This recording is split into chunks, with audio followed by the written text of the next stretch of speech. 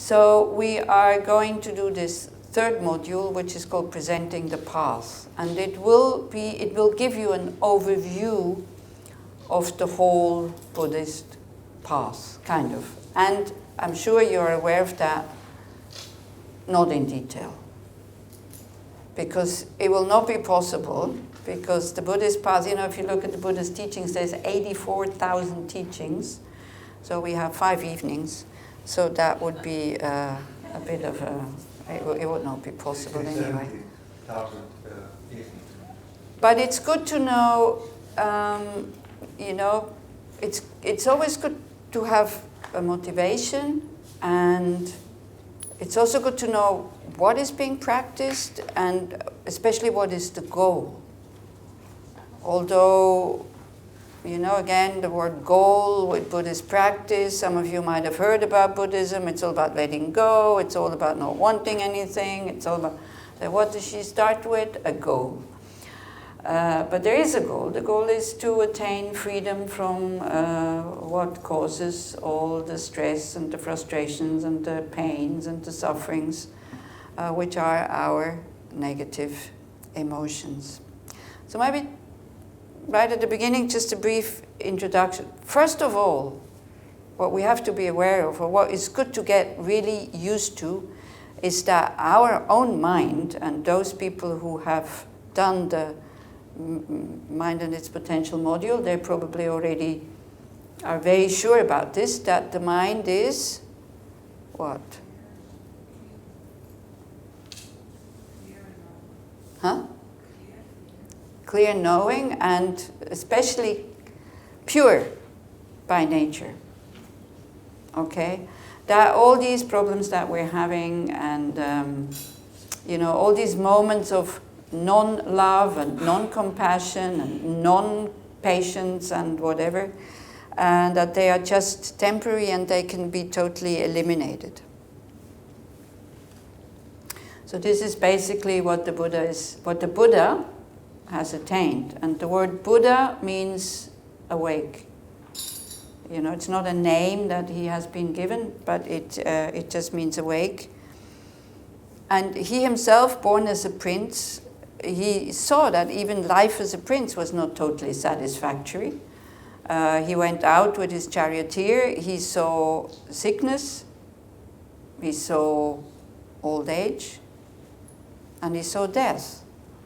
And he thought that, why is this? These are conditions that nobody wants, yet looks like everybody has it. And he left his wife and his 6-year-old son. I mean, again, we have to be quite aware of whom we're following here. We're following somebody who left his wife and his 6-year-old son for a greater purpose.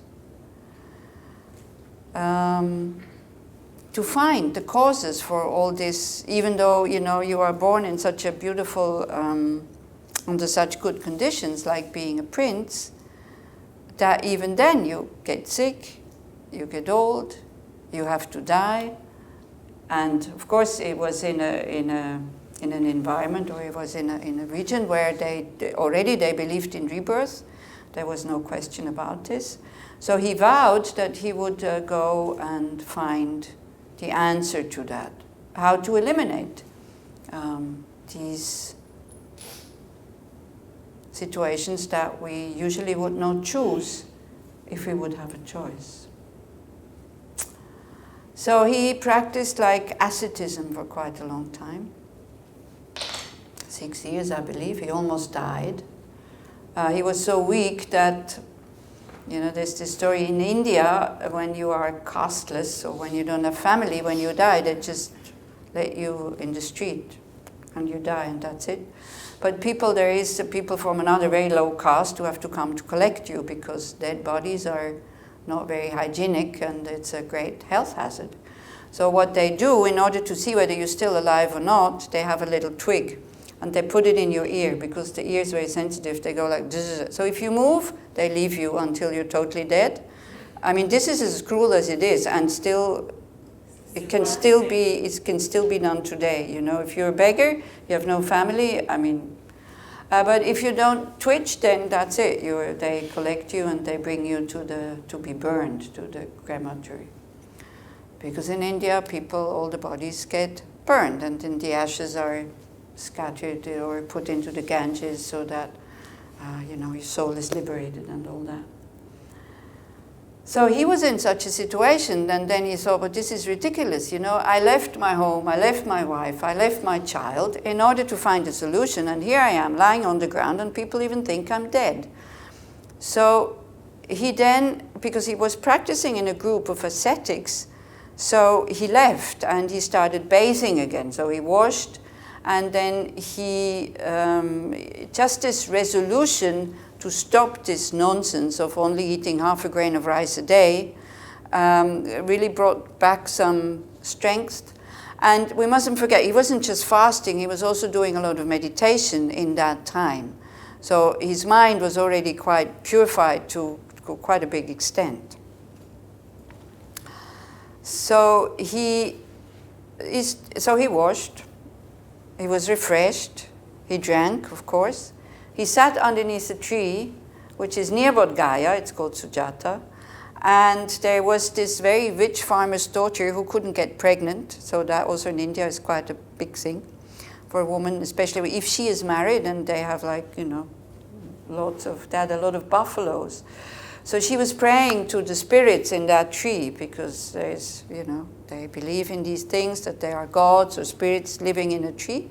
So she was praying, and then she got pregnant, so she was so grateful that she thought that she would make this very exceptional dish to bring as an offering to that spirit or god who is living in that tree. And you can see still now in India, sometimes in front of trees, there's these little bowls with food or fruits or flowers, and also in Thailand, like lots of offerings are being put out.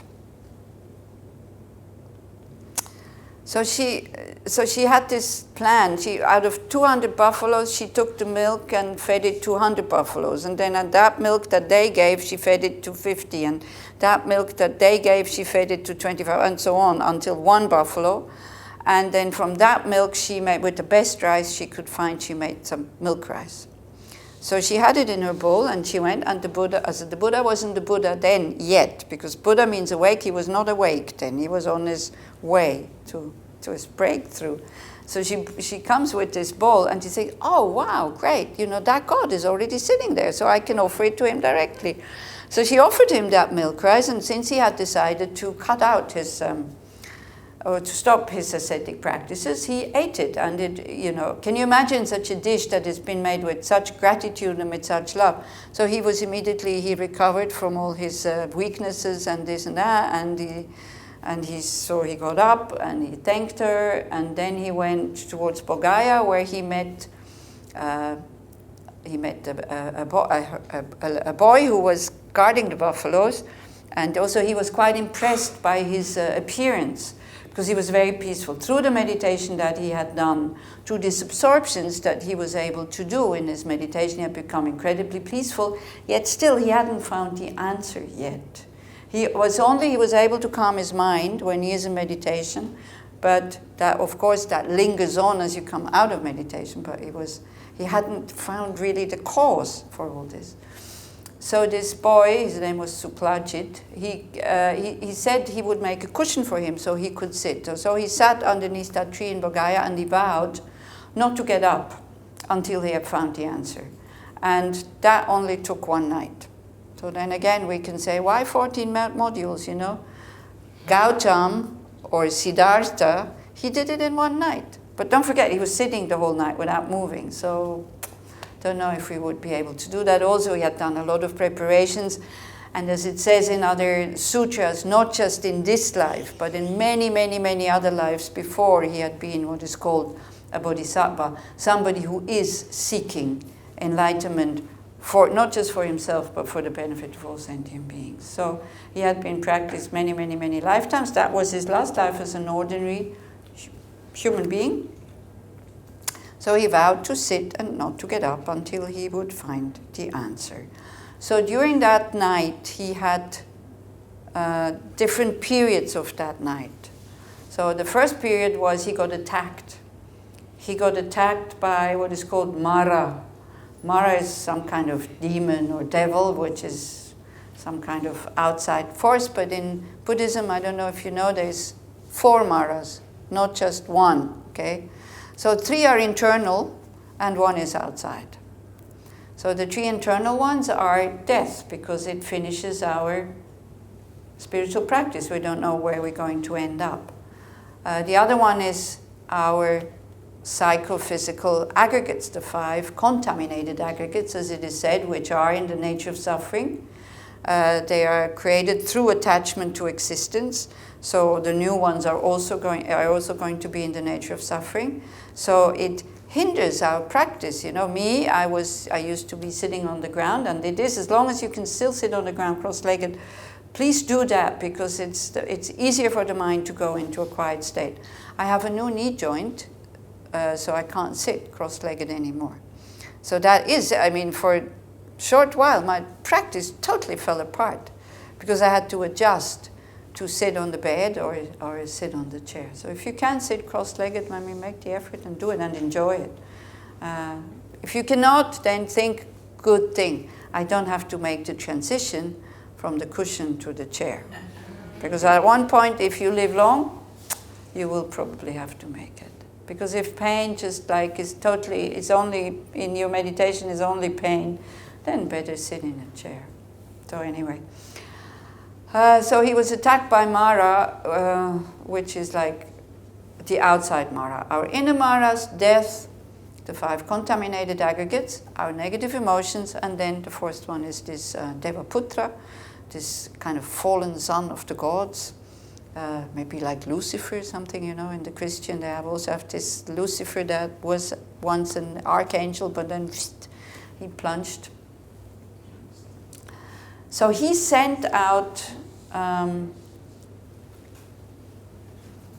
things to shake him out of his meditation, because he could see, now again, you know, it's this outside demon or whatever, but it could also be, one could think it's the ego. You know, the ego sees, now it's starting to get dangerous here. You know, this kind of superimposed I that makes us think that we're the center of the universe. So that was kind of sending out all these negative emotions to disturb the meditation. I don't know if you noticed it as well. If you have a daily practice, this superimposed I, although we all know meditation is good for us, isn't it? Some of you even have experienced it. Yeah? Now, how many times does this ego say, hey, great, you know, you just woke up, you're totally fresh, go sit happily. How many times? How many mornings? Yeah, well, not so many mornings. But how many times does it come up with excuses of not to sit? You know, countless. At the slightest thing, you know, or then you sit. Okay, so now you're like, let's say like the Buddha, you decided to sit and you start to sit down, and then the delusions are coming up, you know. First, it's not comfortable, it's too hot, there's a mosquito, and the neighbor is making noise, or the kids, and aversion, yeah, the truck, aversion, kind of uneasiness because it starts to get really tight, you need to change, you need to do this, you're not at ease anymore. Because there's a lot of thoughts that have to do with aversion that come up. So Mara, so this is why, you know, it's just, I think it's just metaphors. We can really translate it into that. So Mara sent out his warriors with weapons. But because the Buddha was so peaceful and he, you know, he had learned not to react to events that happen, so that he would go into these absorptions, into the meditative states. So he was just sitting there, and there's pictures you can see when you see the life story of the Buddha, like these arrows turned into flowers. So of course Mara got very upset, because Mara was frightened. It's like the ego that gets frightened. If we sit too much with a lot of joy, the ego has lost its purpose, because we see it doesn't exist the way that it manifests. We see that we actually don't need it. And yet it makes itself so well known and so important and so needed that as if we could not survive without it. So when we start to sit, it gets frightened. Yeah? So then it kind of it can throws out all kinds of reasons why we shouldn't sit. So Mara got really upset. And then he thought, aha, okay, aggression doesn't work. But desire will work. So he sent out his 3 pink-footed daughters, it says, the nymphs, like really beautiful Indian dancers, like exactly the right figure, transparent saris or just veils and like that, making all these very sensual movements in front of him. But you see, at that time he was called Gautam. Gautam had already he had not totally directly realized impermanence, but he was very familiar with impermanence. So, he saw his resolution to sit down until he found the cure for all beings, to be able to be totally free from suffering. He saw these 3 Indian, very beautiful lady dancers, and he thought, oh, well, okay, they're very beautiful now. In 60, 70 years, that will be probably not worthwhile getting up. To let go of that very big purpose. I don't know if he thought that. It was a bit of my own invention. But I could imagine that he would have thought something like that.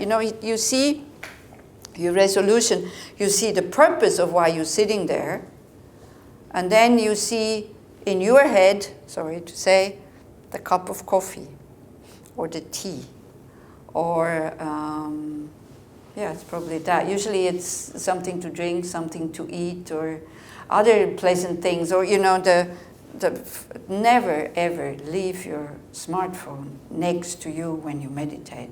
Just shut it off, put it away, because that gesture has become such a habit that it really is stronger. The instinct, like Gautam, the instinct of getting up and looking at these ladies and was not as strong. So he kept sitting. But for us, this instinct to just see if something has come in, I don't know, I see some of you nodding, has become so strong that it's almost compulsive, actually. So if you want to really meditate these 20 minutes, or how many minutes you want to meditate, just put it away so that it's not reachable. It will help you to pull through with what you have decided, with your determination. So anyway, so these pink-footed nymphs, they also disappeared. So that was the first period of the night. The second period of the night, because his mind got deeper and deeper and deeper, because he was totally not disturbed by what was happening. So this is another thing in the meditation, that you had a module of meditation, I think with Sangikadra, isn't it? No? But that was very much similar something. Was it with Tenzin Yönten? Meditation course with okay. And then second module of meditation. How to meditate. Oh, okay. So she did 2 with you. 2 modules. Okay, so see, the purpose of meditation, although meditation is a big part of the Buddhist practice, is not to feel totally blank and nothing happening. Purpose of meditation is to train the mind not to react to these impulses or these instincts that we have developed. That if it's something unpleasant, we need to get rid of it. If it's something pleasant, we need to get it. We see it, we live it, it will disappear by itself. We don't need to battle these things. Just with awareness, that will really help you to deal with it. Because again, the ego will lose interest. Oh, she's not interested, so what's the point? A little bit like a spoiled child. A spoiled child, it wants attention. It doesn't really matter so much whether you get angry or whether you get, oh, you're such a lovely little boy or whatever. It wants attention. So when you stop reacting to the thing, it starts to think, because it sees it's not working. Yeah, so it starts to think. And then it comes sometimes with very clever things. And the ego also, in your meditation practice, will come with very, very clever things. All of a sudden, you have decided to do Shine, single point of concentration, and it comes up with this, oh, now I understand emptiness. Oh, it's this because, and Nagarjuna said, and this one, and then you think you're doing something positive actually, because you are thinking about the teachings, but that's not what you decided to do. Yeah. So keep your meditation periods, try to keep them short, but do what you are set out to do. And try not to use it as a time to figure out problems. What meditation is all about is to make the mind clear, so then when problems come, you can deal with them much, much better. Yeah. And shopping lists and things to do and all this, it can become such a bad habit because we hardly ever really have time to sit down quietly and to meditate. That then we use it. We use that time for that. And that's a bit of a shame, and it can become a habit. So cut that one, if at all possible. Okay, so that was the second wake of that night. The Buddha became, the mind became very, very clear, and he saw all his past lives.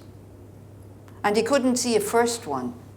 So this is where it comes up with, we've had beginningless lifetimes. Like the mind, which is not matter, cannot have a first cause, like kind of a first moment, because for something to exist, it always needs something that existed before.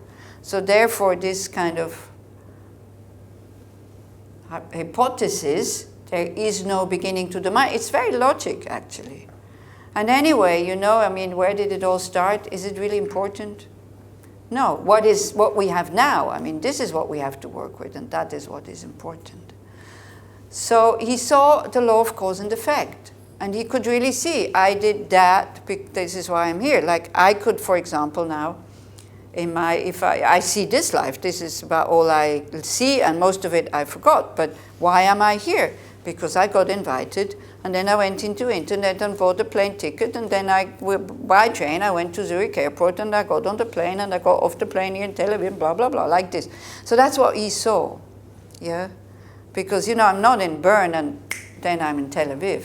Everybody sees that there is causes for that. So if I wouldn't have created the causes, then I would not be here. So he could see that, like, unskillful actions, like hurting others, and especially unskillful actions having done with a mind of negative emotions, which we will do the third evening, we will look at that, because that mind exaggerates, that leads to a result that is not satisfactory. So that's what he saw. And this deep, deep wish that all of us have to be well, and to be open, and to be spacious, and to be relaxed, and to be happy, this one is only created by actions that have been done, that are done with wanting to benefit others, or at least not wanting to harm. Actually, it's a good thing in Buddhism. It's already a good action when you do it with the motivation not to harm. So we don't even have to go that far with the karma that we always have to be of benefit, as long as it doesn't harm.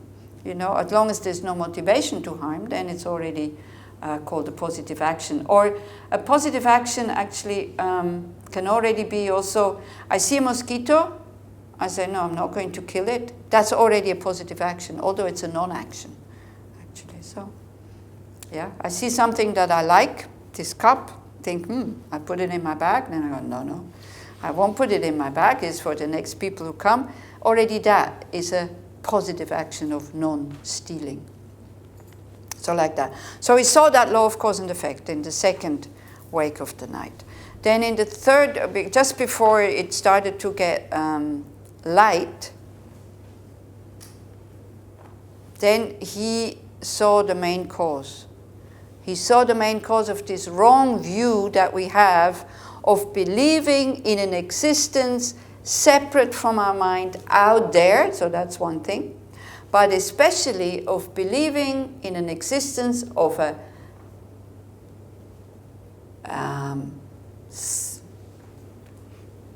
permanent.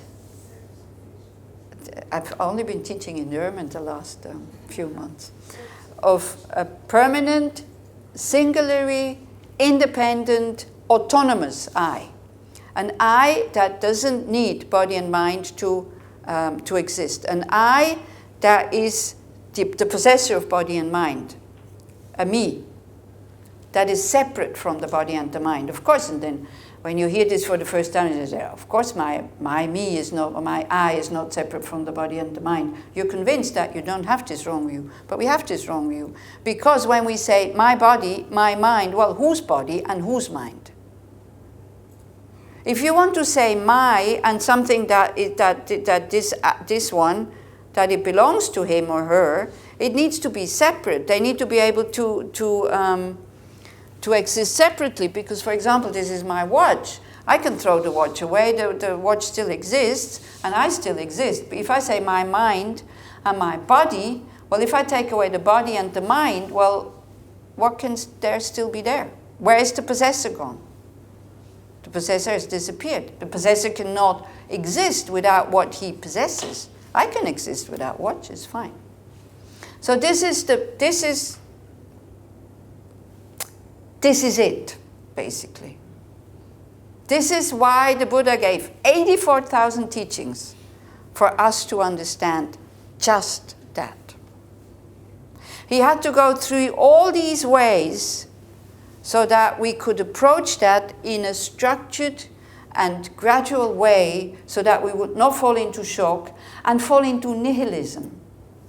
Because nihilism then would say, okay, everything is just created by the mind, so who cares? So I do whatever comes to my mind. I do whatever I want, because there's no real me, there's no real other, there's no real this, there's no real that, there's no real happiness, there's no real suffering. It's true. But if you have it here, it won't work. We still suffer. And then we do all kinds of actions, and then we're in real trouble. So for the beginning, it's better you believe in such an I, and you want this I to be happy. And then at least we start with doing the right actions, so that we have a life that is more or less okay. We feel okay about ourselves. Then when we have a not such a terribly difficult life, we can start to work with the negative emotions. And then when we have started to work with the negative emotions, then sometimes we can actually detect absence of me or absence of I, and still see that we work quite well. But if your mind is constantly churned up by negative emotions like attachment, greed, anger, jealousy, pride, deluded doubt, all these kinds of things, there's a very strong feeling of me or I standing behind. Yeah. So how can you ever just at least get a glimpse of what the Buddha meant with absence of I or absence of me? But the whole modules always talk about this emptiness thing. So this is just a kind of an introduction to who the Buddha is and what the Buddha is. So until then, he was still Gautam. He was still an ordinary being, kind of. Well, maybe an 8th level Bodhisattva. There's different views on that. So, and I don't know, anybody has seen this movie, which is called, by Bertolucci, I think, The Little Buddha, with Keanu Reeves? Okay. So there's this scene, like this last period of the night, and he's sitting in front of a pond, and he sees his reflection. So he's sitting there, he sees his reflection, and he said, "Now I discovered you, builder of this house of the 5 contaminated aggregate, of this body and mind that is not exactly the way we would like to have it. Yeah? You will build no house no more." And he reaches into the water, and he grabs the hand, and he pulls it out. And as he pulls it out, then his reflection turns into the face of Mara, like, and then it disappears. And then he becomes the Buddha, the fully awakened being. I don't like the word enlightenment so much. I think awakened is better. So the difference between us and an awakened being is, okay, Buddha means awake. Shuki, are you sleeping? Are you awake? Are you Buddha? So you're awake, but you're not a Buddha, so Buddha doesn't mean awake? Yeah, okay. So this is one of the debates that the little monks do, you know. Can be deluded. Yeah. We're dreaming. Dreaming, the Buddha used always dreams, okay? So a dream exists. Yeah? We do agree. A dream exists, and a dream has functions. It makes us happy, it makes us sad, it's totally real. We have very strong emotions in the dream. We're afraid, or we're very courageous, or whatever. It's like daily life. When you sleep and you are in the middle of your dream, you cannot see that it's a dream. You react exactly, or sometimes worse, as if you would in daily life. Yeah? So it exists, has a function, making us happy, unhappy. The moment you wake up, what happens with the dream? It's gone. I mean, how many of your dreams do you still remember? How many occasions you still remember when somebody said, "Oh, you're such an idiot"? This we remember for, until we die, probably. But the dreams where we got killed or had to, treated in a really terrible way, whatever, and also the fear, the anxiety, all of this, it disappears. It's all gone. Because we see it wasn't real. So this is the difference. We are in what the Buddha would say in a dream. So we react, we function, we do things, we have other people around us, but it's all created by the mind. So fully awakened being sees that, but can still be in relative reality and can he still? Anyway, it is as if an awakened being, let's say you see somebody who is dreaming. So a Buddha has the ability to see the dream and even to participate in the dream. So this is how a Buddha sees our reality through our minds. They see what we see, and so they can interact. So pretty big thing, actually. So this is the goal. So the mind of a Buddha has eliminated all negative emotions. Like it's not possible for them to come up anymore. Means like as if you have a garden and all the seeds are totally gone. You have earth that has absolutely no seeds in it. Has developed all the qualities that a mind can develop, meaning universal compassion, compassion for everybody. Compassion in the sense of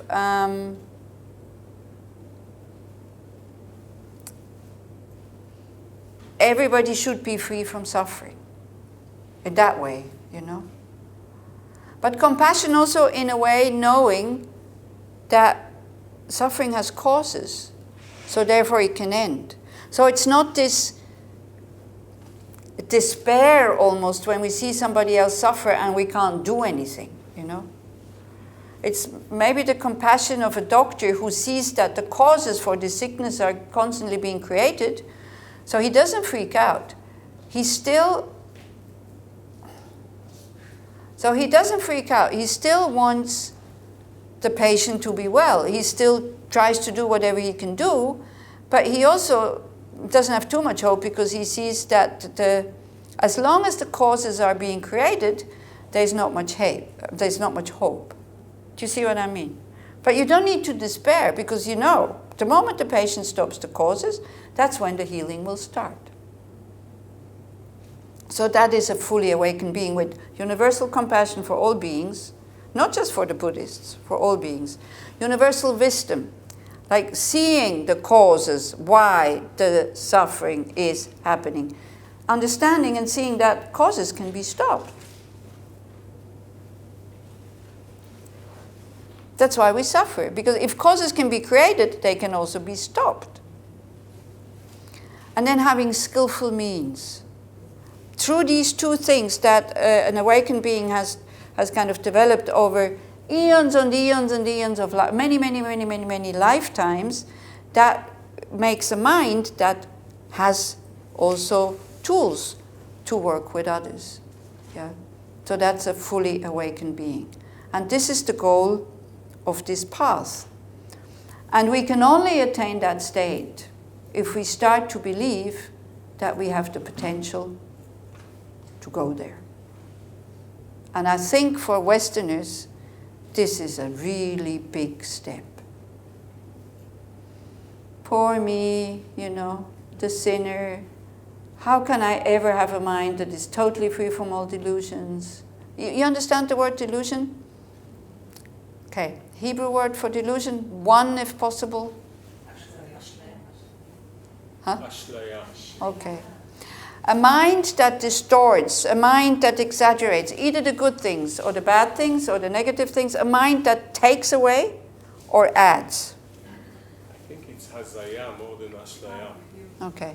Hazaya. Lo. Yeah, okay, let's, okay. It's, you see, our mind is like a mirror that reflects. Now, the problem is, we only see the reflection. We never see the real thing. And we will never be able to see the thing outside of the mind. Because we can only experience the world, other beings, phenomena, thoughts, like metaphysical things. We can only see them through our mind. So how the world, people then ask this question, how does the world exist without minds? Well, we will never be able to know. So each one of us has his own world, basically. His own perception of the world. There's certain things that are pretty universal, but there's other things that are totally learned and individual and, likings and all that. So, okay, so Varda went into the... But anyway, dictionaries, if they're not Buddhist dictionaries, then it's not really accurate also. Yeah, okay.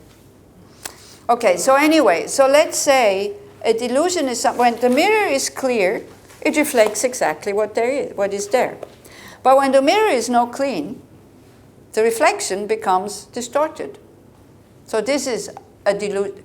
Like, these delusions are like the dirt on the mirror that create a different reflection, but then because we don't see without the dirt, we see it as true, and we think that's really the way it is. And we start to react to that. So this is a delusion. So do we have this conviction that we can't, do we actually want it? Do we want to have a mind that is normal? In what sense? Normal in the sense of whomever you meet, you only want their best. Normal in the sense of whomever you meet, you don't want to harm them. Now, see, this, when it happens to us, when somebody helps us, of course we're very happy, but still we see this as pretty normal. Of course they should help me. If somebody harms me, we never see this as normal. But when I harm somebody else, then it's like, well, they started it, it's normal, come on, what are you talking about? If I have to help somebody, I don't feel like it, why should I go help? This is how also there, we can see how we see, you look from this side and you look from, totally different, totally opposite, yet it's the same thing. So this is not from me. Most of the things I say is not from me. I heard it somewhere, I read it somewhere, sometimes I even remember who said it. So, Dzongsa Khyentse Rinpoche said, an enlightened mind is at the height of its normality. Now, normality not in terms of norm numbers. So maybe more in terms of natural. So when the mind is totally calm and clear, there is not the slightest wish to harm, even if somebody's out to kill you.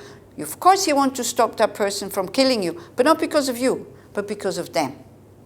Because you see, it doesn't lead to anything good if that person now is killing you. Yeah? And you have all these skillful means, really knowing how to help.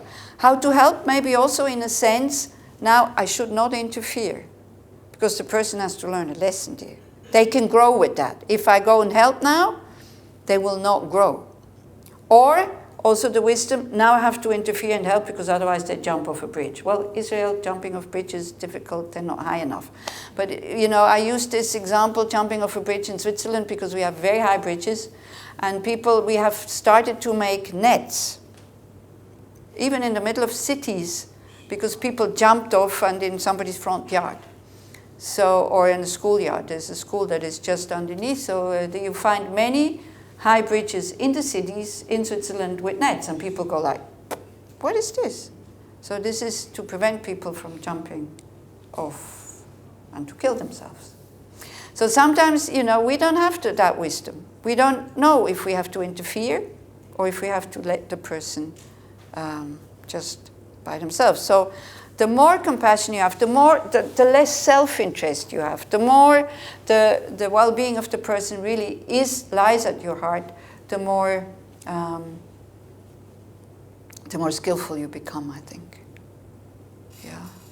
Because you see, the Buddha's compassion is also not this compassion of a mother who sees the son or the daughter suffering and they're wail and full of tears and they suffer sometimes even more. So it's somebody like a doctor who sees these are the causes, this has to be done, this can be done, this cannot be done, and then they do whatever they need to do. So this is what we would want to become. So in this area, in this kind of time where we live, there's one historical Buddha, which is Shakyamuni Buddha, who attained full awakening 2,500 years ago in Bodh and then he sat.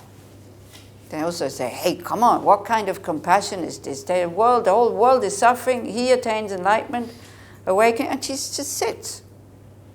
What the heck is this guy? First he leaves his wife and his son. Then he attains, he sees things as they are. He has the means, the tools and everything, and he just sits. He needs to be asked. What arrogance. Now, from this actually comes this tradition that you have to ask for Buddhist teachings, that no real Buddhist teacher would come and say, hey, look, I have something to offer. Do you want to listen to me? So maybe that's why he did it, so that this tradition got installed, I don't know. But it says Indra and Brahma came and asked him to please teach, because he sat, because he was thinking, what I have found out is so profound. And it needs people who are so advanced that they understand this in the right way, that he was pondering whether it was beneficial to talk about emptiness to people who would then fall into nihilism and not care about anything. So there's this really nice phrase there also, and then because he voiced his concern, and they said, please, please, come to teach for those who have but little dust in their eyes, Nimalo. So some Theravadin monks are called Nimalo. This is why I know. Nimalo means the one who has but little dust in his eyes. My eyes are, it's dust kind of mixed with oil. Or it's maybe even concrete, I don't know. And so to see, but that's why he then decided, yeah, it's true, because at that time, many, many people were searching. Also the Jain tradition, Mahavir, comes from that period. So there were many, many searchers at that time. So it was very conducive to find. So he decided to, okay, I get up. So he got up and he started walking towards Sarnath, Varanasi. And he met somebody on the way who asked him, who are you? He said, I'm awake. And that guy thought, of course he's awake. What is he telling me? So he couldn't do anything with that. But still, he was impressed by him. That's why he asked him, who are you? Then he went to Sarnath and he saw his 5 companions from the ascetic practices sitting there. And they saw him coming, well nourished and they skinny, and then they thought, or they said, oh, here comes Gautam, the wimp. He started eating, he bathed and all this. We're not going to talk to him. As he approached, because his, I don't know, today you would say aura or vibes or energy, or I don't know. Anyway, he just emanated something that they could not resist. So they said, okay, we'll let him sit here, but we won't talk to him. So, but then he sat down, and so then the conversation started. And this first teaching of the Buddha, which is really well known, it's called The First Turning of the Wheel, and he talked about the Four Noble Truths. So he gave them quite concrete. He didn't really talk much about emptiness at that moment. So he said there is, he didn't say, oh, don't worry, you're not suffering, everything is empty. He said, hey guys, there is real suffering. And that suffering has to be understood as suffering, and I have understood it. So that's the first noble truth in these three folds. Yeah, there is suffering. It's real. The first noble truth of real true suffering, not real, true suffering. So when you listen about emptiness, there's nothing. The true existence doesn't exist. So again, man, what is this man?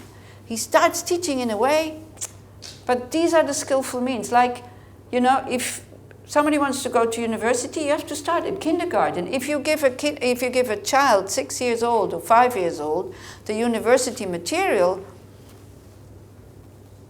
they start eating it, or making aeroplanes or something like that. Exactly. So there's no point. So the noble truth of true suffering. First one. Has to be understood. I have understood it. So it's a bit arrogant, It says, I have understood it. Second one is the noble truth of true origin. You have to stop these causes. I have stopped them. These causes have to be stopped. I have stopped them. Second one. Third one, the cessation of true suffering has to be actualized. I have actualized it.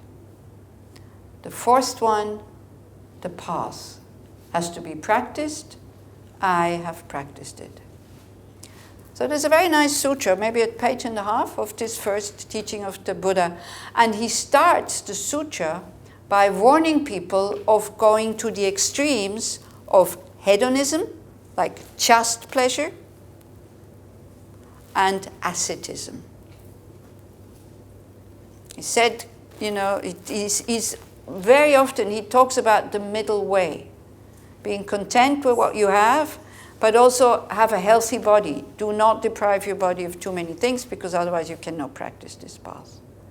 Yeah, so then the middle way. Then other schools kind of translate the middle way until free from both extremes, free from the extremes of real existence and non-existence, and so there's a lot of talk about this middle way. What is the meaning of true origin in the second? Causes, the causes, true causes. The origin of the suffering. Suffering has causes, has to be stopped. I have stopped them.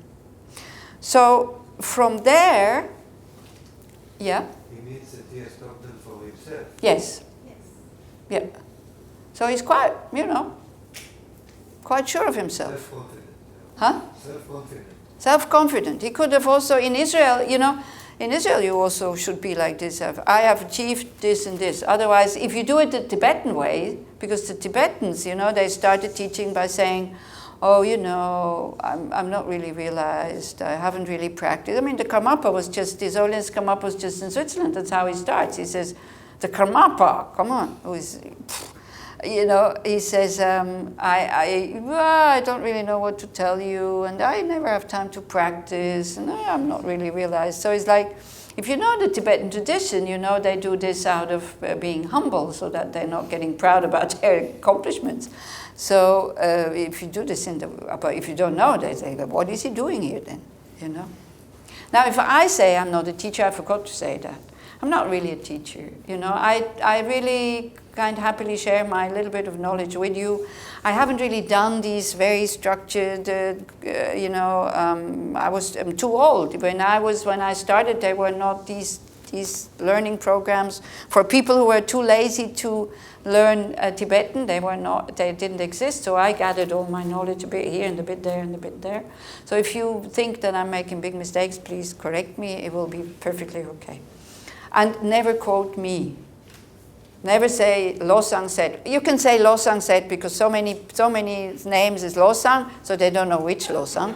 If you say Rita said, then ooh, they know who it is. If you get into an argument with somebody, then go into the Wikipedia or something like that and check before you start quoting me. Okay, so from there, then in India, like in northern India, then Buddhism became very, very popular. He started to have disciples. People followed him because what he taught, people found it was helping. It was really, these methods and the meditation and all this. But then the problem again is, the awakened one, he taught according to the audience because he could see their capacities. So that means, at one point he says true suffering, true origin, true cessation, true path. Then a little bit further down the road, which is in Rajgir, the Heart Sutra, he said there is no suffering, there's no causes, there's no origin, there's no path. So again you go like, why can't he be clear? Can he please make up his mind? That it's like, what is this? Then there was a third turning of the wheel where he started to really explain what he meant. So out of the first teaching came more or less the Theravadian teachings. First turning of the wheel with the Four Noble Truths, the 12 links and all that. That's what they practice. So there's also an attainment which is called Shravakas and Pratyeka Buddhas, where you work for your own liberation. Out of the second turning of the wheel, where it is the Prajnamita teachings, like the wisdom teachings, that came from there. Out of that came mainly Mahayana. And then the third turning of the wheel, which, where was it? Shravasti, I think. Vaishali or Shravasti, maybe Vaishali. See, that's me. Something as important as that, don't even know where it is. I could tell you anything. The camera, when somebody watches it, I can't tell just anything. So I'm not sure, either Vaishali or Shravasti. Third turning of the wheel, as far as I know, the Chitta Matrin came out of that, like the mind-only school. And what he was teaching in the third turning of the wheel, especially Buddha nature, to see that every being has this potential to become a fully awakened being and then to manifest in different forms, in whatever form is beneficial. So for us also, this is like, it's a bit strange. So you have to get used to that. This is why the qualities of a Buddha, I think it's only, for me, to be honest, still I think it's far too early on this in the modules. Because you don't have to trust that what the Buddha says has meaning and is true. When you hear about the qualities of a Buddha, you could almost go like, a bit exaggerated, maybe. Yeah, because it's really, for us, it's inconceivable.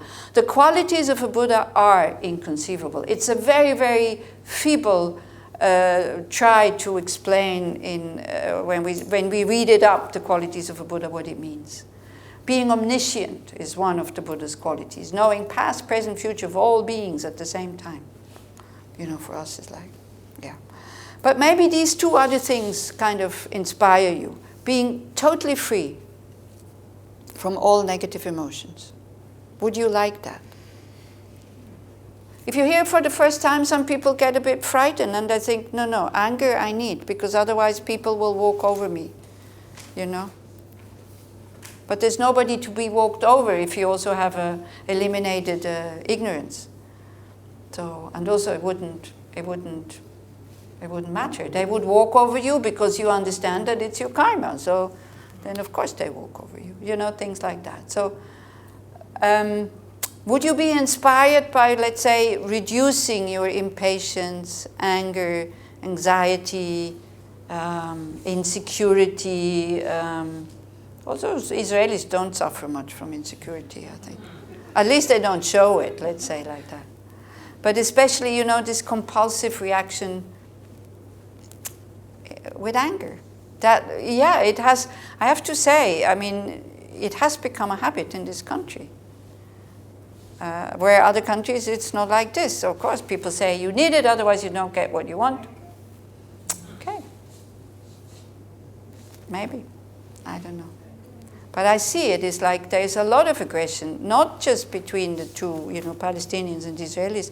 I hear stories that are like, neighbor wars. It's like, wow.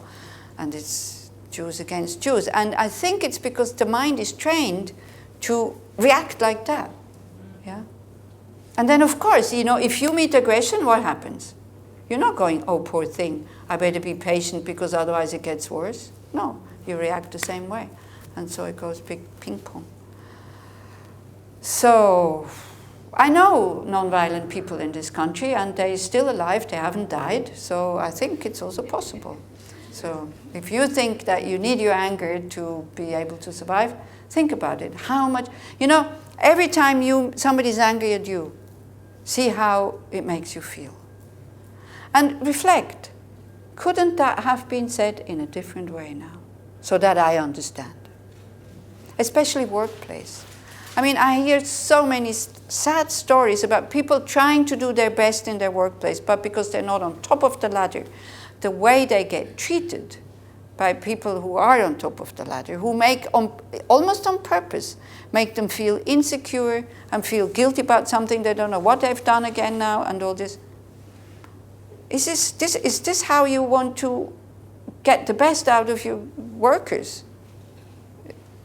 It's stupidity, ignorance. Very often in other maybe religions or in other belief systems, religion has already become a dirty word. It's like, it's belief systems now. It's not religions anymore, is it? All of a sudden we have to change that word also. It cannot be a religion anymore. It's a belief system. It's the same thing. So anyway, very often it is about good and bad. Yeah? So the good goes against the bad. Good against evil. Now the problem is that both sides, when there's conflict, think they're the good side. So then it never stops. Buddhism is wisdom against ignorance, or to say it bluntly, stupidity. The stupidity to do actions and to follow thoughts that create suffering. For the person who is in front of you right now and for you in the future, karma.